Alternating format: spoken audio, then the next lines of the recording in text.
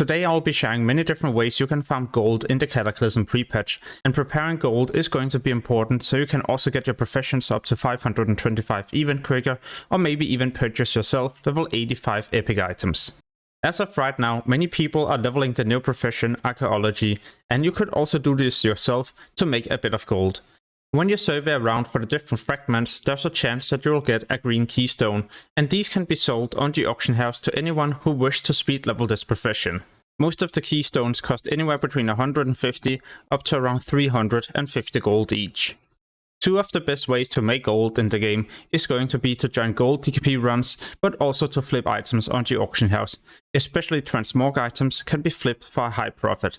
An example could be this headpiece that I've purchased quite a few of for anywhere between 5 gold and all the way up to around 100, but this is also a steal.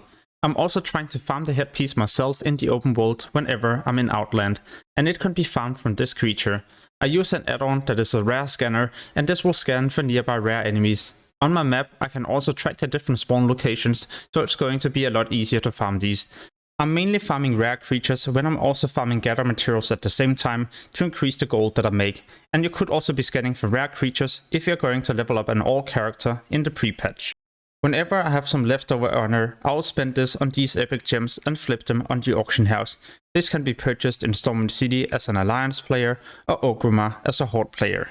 A quick tip, before you purchase any of these, make sure to scan the auction house to find the most expensive gem and then spend your honor on these. Selling transmog items is such a great way to make gold, but it's also RNG as you don't always get any good items that you can sell. But before you start farming dungeons, then remember, if you pull enemies and you don't kill them within 1 minute, then you will also get a stun ability, and because you probably pulled too many, then you will also end up dying.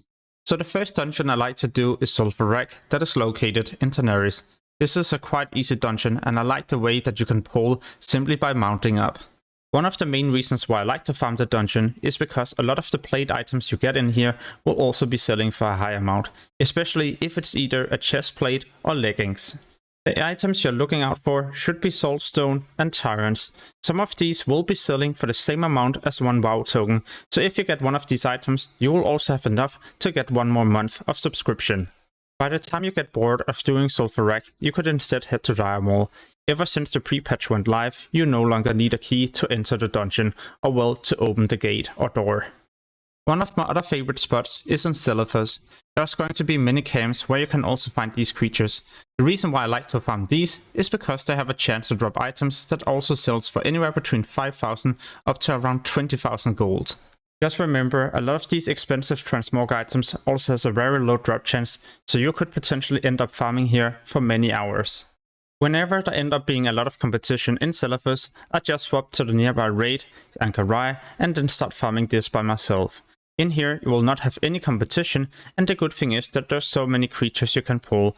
Just remember not to overpull, as they will also do a high amount of damage. When you're farming transmog items in here, it's gonna be important that you don't kill any bosses. If you end up doing so, you will also be safe to the raid, and then it's going to be next to impossible to reset all the different creatures in here to continue your farm. I would highly recommend you to kill every single creature in here, and this is because there's going to be different loot tables depending on whatever you're killing. So if you end up killing the same creature, you could also potentially end up with many of the same transmog items, and this could have a negative impact on the gold that you make. The most expensive item you can probably get in here is going to be this exalted chestplate. At least on my server there's only one listed, and this is 50,000 gold. By the time you have to reset, make sure to leave the party, as this will take you to the nearby graveyard. The graveyard is right in front of the raid, and it's going to be a bit quicker to reset the dungeon this way instead of running out.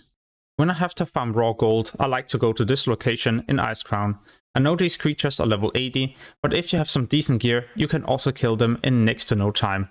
The good thing is that there's so many of these creatures stacked together, and of course also many different packs, so you can just fly from one to another one and have next to no downtime.